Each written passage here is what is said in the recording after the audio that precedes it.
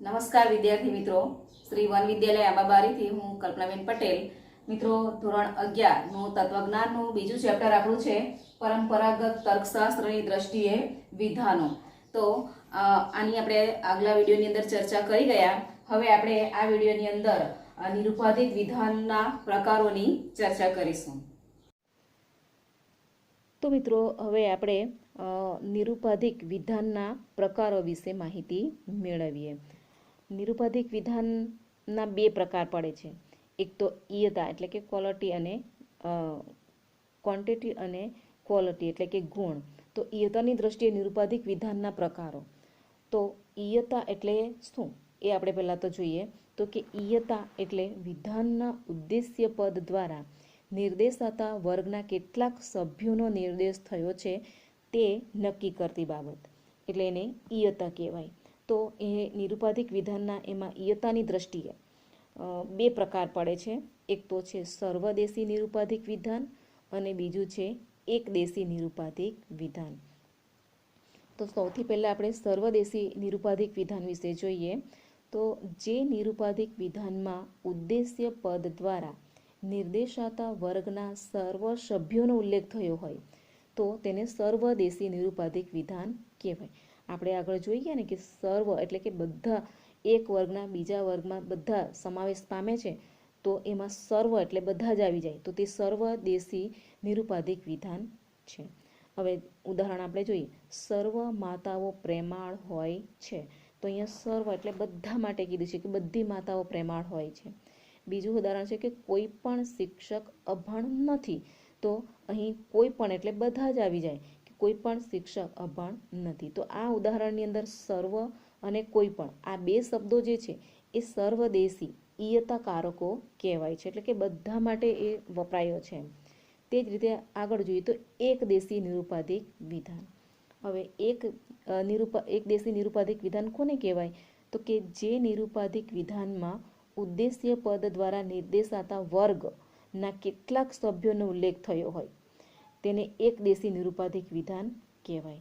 હવે આમાંથી અમુક જ એટલે કે કેટલાક એ શબ્દ એમાં ગણાશે. જુઓ, કેટલાક ફૂલો સુગંધિત છે, કેટલાક વડીલો રૂઢિચુસ્ત માણસો નથી. તો આ જે બે ઉદાહરણો છે એમાં કેટલાક એ એકદેશી કારક કહેવાશે અને બીજા ઉદાહરણમાં પણ કેટલાક વડીલો, કેટલાક એ શબ્દ કોઈ નિશ્ચિત સંખ્યા દર્શાવતું નથી.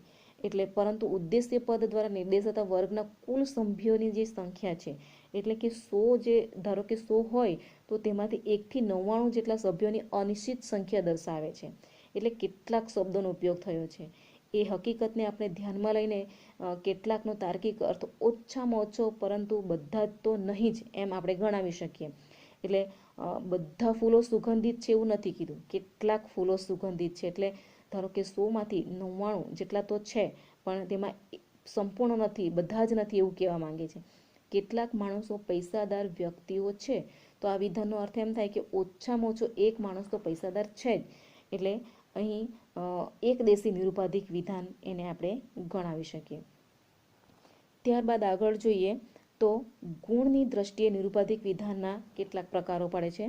તો ગુણ ની દ્રષ્ટિએ જોઈએ તો વિધાનનો ગુણ એટલે વિધાનના ઉદ્દેશ્ય પદ દ્વારા નિર્દેશાતા વર્ગના સભ્યો અને વિધેય પદ દ્વારા નિર્દેશાતા વર્ગના સભ્યો વચ્ચે વર્ગ સમાવેશોના સંબંધનો પરસ્પર સ્વીકાર થયો છે તે નિષેધ તે નક્કી કરતી જે બાબત છે એને નિરુપાધિક વિધાનોની અંદર આપણે એનો સ્વીકાર થયો હોય તો તેને વિધિવાચક કહેવાશે અને નિષેધ થયો હોય તો તેને નિષેધવાચક સંબંધ કહેવાશે.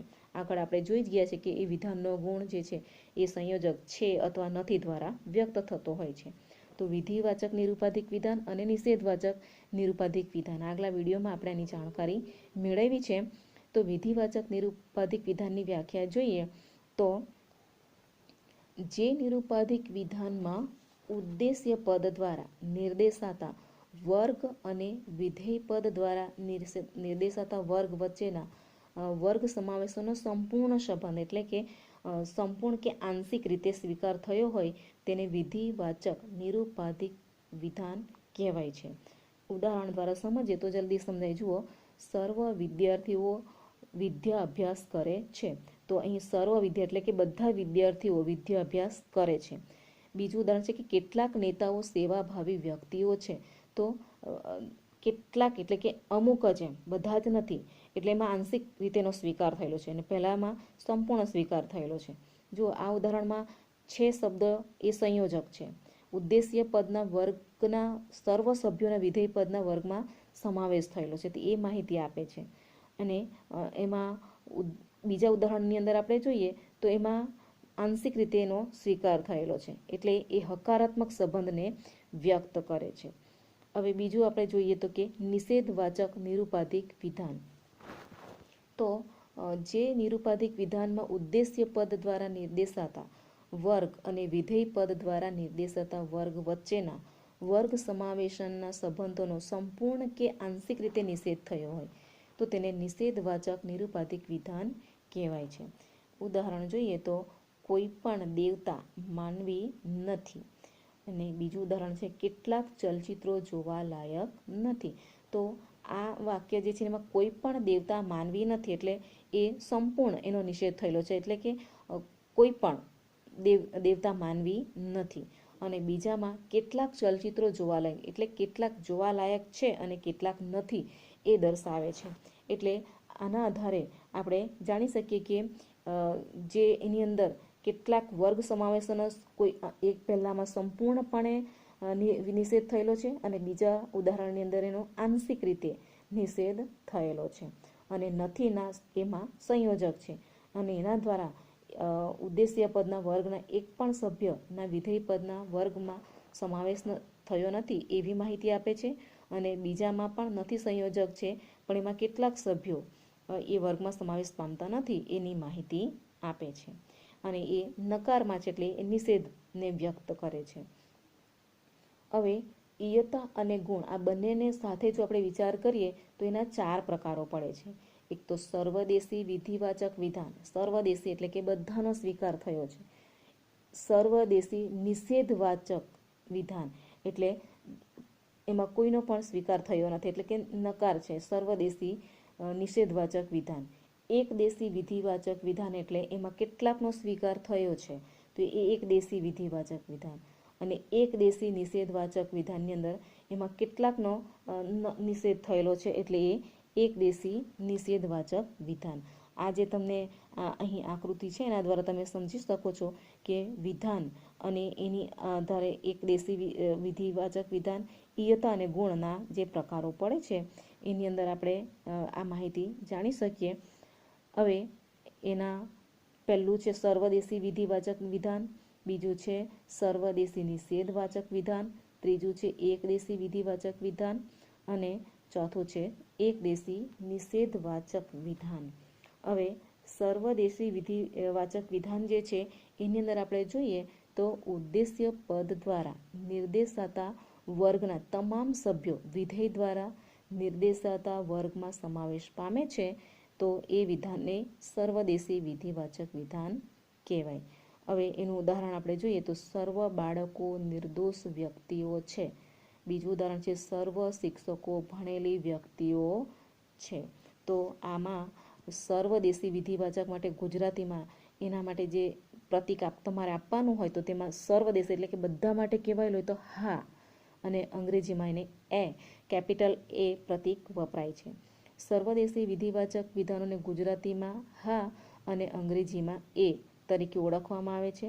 અને એની અંદર આપણે એ ઉદાહરણોને જોઈએ તો ઉદ્દેશ્યને સ્થાને તમારે ઉ અને વિધેયને સ્થાને વી મૂકીને હા વિધાનના તાર્કિક રૂપની પ્રતિકારાત્મક રીતે રજૂઆત કરવાની હોય છે. તો એની રજૂઆત આ રીતે કરી શકાય કે સર્વ ઉ એટલે કે ઉદ્દેશ્ય વી એટલે કે એ તમારે ઉદાહરણ તરીકે આ લખવાનું છે કે સર્વ ઉ વી છે અને એને તમારે શોર્ટમાં આ રીતે લખવાનું હોય છે. હવે આગળ આપણે જોઈએ સર્વદેશી નિષેધવાચક વિધાન. તો સર્વદેશી નિષેધવાચક વિધાનની અંદર આપણે જોઈએ કે ઉદ્દેશ્ય પદ દ્વારા નિર્દેશાતા વર્ગનો એક પણ સભ્ય વિધેય દ્વારા નિર્દેશાતા વર્ગમાં સમાવેશ પામતો નથી એમ જણાવતા વિધાનને આપણે સર્વદેશી નિષેધવાચક વિધાન કે એટલે આમાંથી એક પણ આમાં સમાવેશ પામતો નથી. આમ સર્વદેશી નિષેધવાચક વિધાન બે વર્ગ વચ્ચેના સંબંધને એટલે કે વર્ગ સમાવેશના સંબંધનો સંપૂર્ણપણે નિષેધ કરેલો છે. જો ઉદાહરણ, કોઈ પણ અધ્યાપક અભણ વ્યક્તિ નથી, એટલે કોઈ પણ એટલે બધા જ આવી જાય એમાં, અને કોઈ પણ શહીદ દેશદ્રોહી વ્યક્તિ નથી. તો સર્વદેશી નિષેધવાચક જે છે એ ગુજરાતીમાં એને ના અને અંગ્રેજીમાં ઈ પ્રતીક તરીકે વપરાય છે. તમારે અંગ્રેજીના જે અક્ષર છે એ, ઈ, આઈ, ઓ એ રીતે યાદ રાખવાનું છે કે પહેલામાં એ આવશે, બીજામાં ઈ. આથી સર્વદેશી નિષેધવાચક વિધાનને ગુજરાતીમાં ના અને અંગ્રેજીમાં ઈ વિધાન તરીકે ઓળખવામાં આવે છે. અને ના વિધાનની પ્રતિકારાત્મક રજૂઆત આપણે કરવાની હોય ત્યારે કોઈ પણ ઉ એટલે ઉ વી નથી, એટલે આ રીતે તમારે એને કોઈ પણ ઉદ્દેશ્ય વી નથી એને એ રીતે તમારે વિધાન નથી એ રીતે તમારે મૂકવાનું છે. ત્યાર પછી ત્રીજું છે એકદેશી વિધિવાચક વિધાન.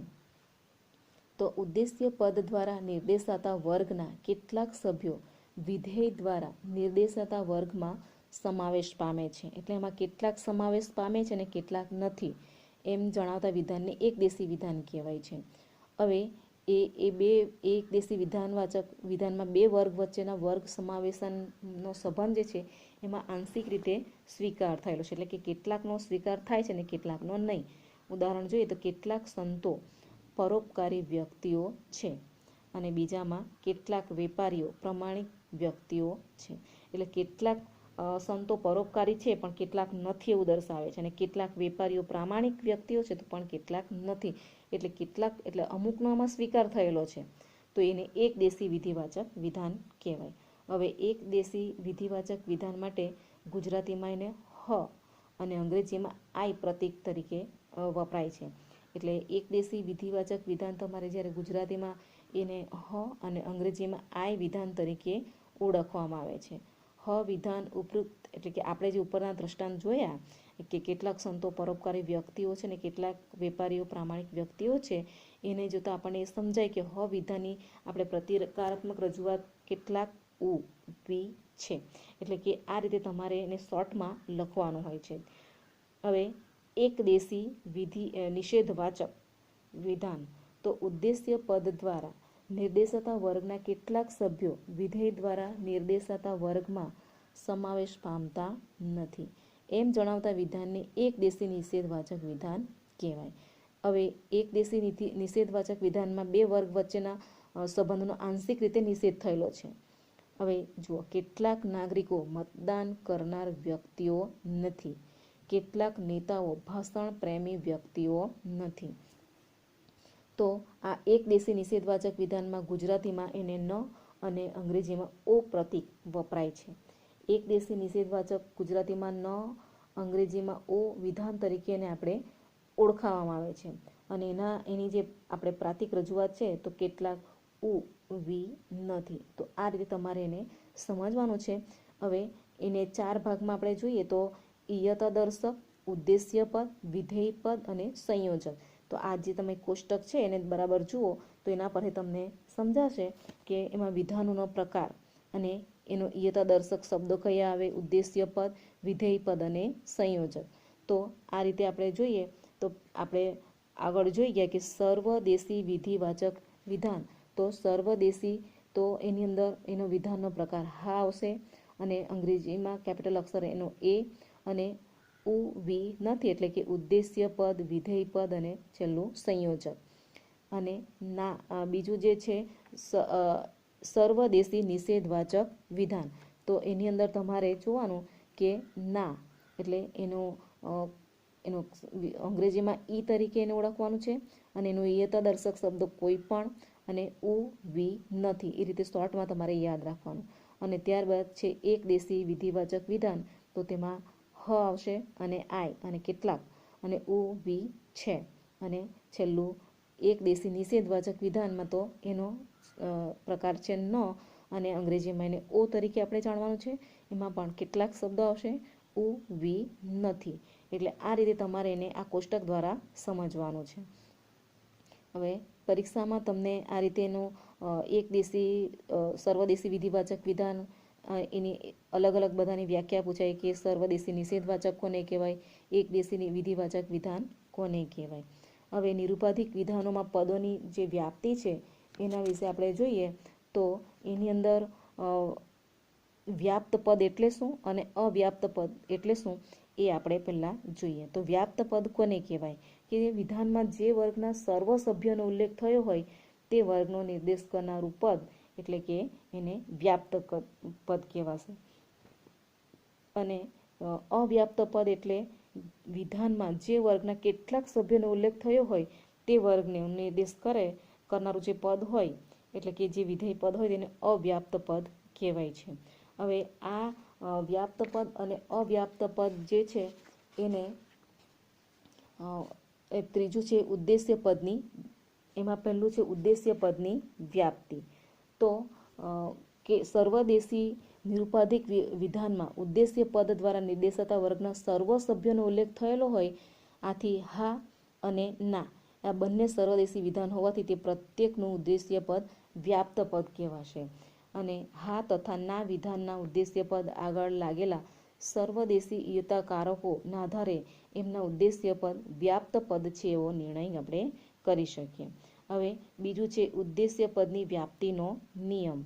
તો એની અંદર આપણે જોઈએ તો ઉદ્દેશ્ય પદ સર્વદેશી નિરુપાધિક વિધાનોમાં વ્યાપ્ત હોય છે અને એકદેશી નિરુપાધિક વિધાનોમાં અવ્યાપ્ત હોય છે.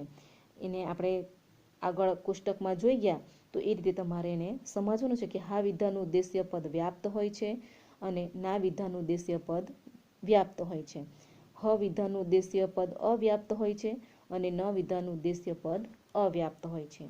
વિધેય પદની વ્યાપ્તિ આપણે જોઈએ તો વિધાનના ઉદ્દેશ્ય પદ આગળ આવેલ યતાકારકોના આધારે તે પદની વ્યાપ્તિ અંગે આપણે સરળતાથી નિર્ણય લઈ શકીએ છીએ.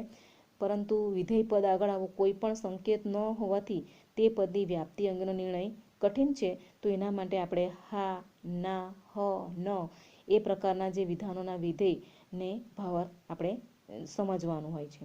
અને વિધેય પદની વ્યાપ્તિનો નિયમ જોઈએ તો વિધેય પદ નિષેધવાચક વિધાનો ના અથવા તો નમાં વ્યાપ્ત થતો હોય છે અને વિધિવાચક વિધાનોમાં હા અથવા હમાં વ્યાપ્ત થતો હોય છે. તમે આ કોષ્ટક જોશો તો એના આધારે તમને સ્પષ્ટ થશે કે ઉદાહરણ આપણે જોઈએ કે પહેલું જે છે વિધાન હા, તો એને અંગ્રેજીમાં એ કેપિટલમાં એનું ઉદ્દેશ્ય પદ કેવું હોય વ્યાપ્ત અને વિધેય પદ અવ્યાપ્ત હોય છે. બીજામાં ના, તો એનું પ્રતીક છે ઈ અને ઉદ્દેશ્ય પદ એનું વ્યાપ્ત હોય છે, વિધેય પદ પણ વ્યાપ્ત હોય છે. જ્યારે ત્રીજામાં હ એટલે કે આઈ, તો એનું ઉદ્દેશ્ય પદ અવ્યાપ્ત અને વિધેય પદ પણ અવ્યાપ્ત હોય છે. અને ચોથામાં ન એટલે કે ઓ, એને કેપિટલ અક્ષરમાં અને ઉદ્દેશ્ય પદ એનું અવ્યાપ્ત અને વિધેય પદ વ્યાપ્ત હોય છે. તો મિત્રો આ આપણું જે આ ચેપ્ટર છે એના આધારે તમને કેટલું ગૃહ કાર્ય આપ્યું છે તમારે નોંધી લેવાનું છે. વિધાન એટલે શું, વિધાન અને વાક્ય વચ્ચેનો તફાવત જણાવો. બીજો પ્રશ્ન છે નિરુપાધિક વિધાનના અંગો જણાવી તેની ઉદાહરણ સહિત સમજૂતી આપો. ત્રીજો પ્રશ્ન છે વર્ગ એટલે શું, વર્ગ સમાવેશનના સંબંધની 4 શક્યતાઓ જણાવો. અને ચોથો પ્રશ્ન છે ઈયતાની દ્રષ્ટિએ નિરુપાધિક વિધાનના પ્રકારોની ઉદાહરણ સહિત સમજૂતી આપો. અને ત્યાર પછી પાંચમો પ્રશ્ન છે ગુણની દ્રષ્ટિએ નિરુપાધિક વિધાનના પ્રકારોની ઉદાહરણ સહિત સમજૂતી. અને એના આગળનો છે વ્યાપ્ત પદ અને અવ્યાપ્ત પદની ઉદાહરણ સહિત સમજૂતી. અને સાતમો પ્રશ્ન છે નિરુપાધિક વિધાનના 4 પ્રકારો, આકૃતિ દોરીને તમારે લખવાનું છે. આઠમો પ્રશ્ન છે નિરુપાધિક વિધાનના 4 પ્રકારમાં ઉદ્દેશ્ય પદની વ્યાપ્તિ અંગેની સમજૂતી આપો. અને નવમામાં નિરુપાધિક વિધાનના 4 પ્રકારોમાં વિધેય પદોની વ્યાપ્તિ અંગેની સમજૂતી આપો. તો આ ગૃહ કાર્ય તમારે મોકલવાનું છે. Thank you.